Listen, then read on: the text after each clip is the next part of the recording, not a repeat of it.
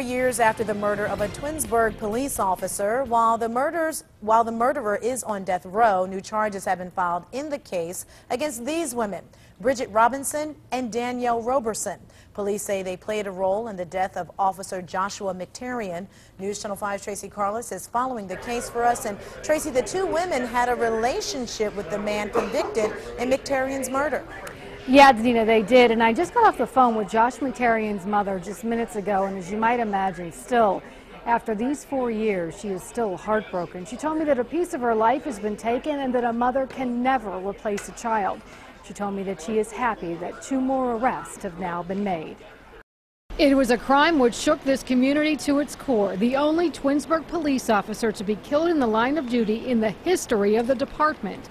Josh McTarian was gunned down July 13, 2008, during a traffic stop for loud music coming from the car of Ashford Thompson. This whole incident has weighed so heavily on the hearts of the community. Having a police officer murdered in his line of duty is something I hope no other community has to go through. It has really been horrific for this community. McTarian was in the process of handcuffing Thompson when Thompson shot the 33-year-old police officer and drove off with a handcuff still on his wrist. Now, nearly 4 years later, the arrest of Thompson's sister, 36-year-old Bridget Robinson, and his 27-year-old girlfriend, Danielle Roberson. Both are charged with obstructing justice and tampering with evidence in connection with that July night.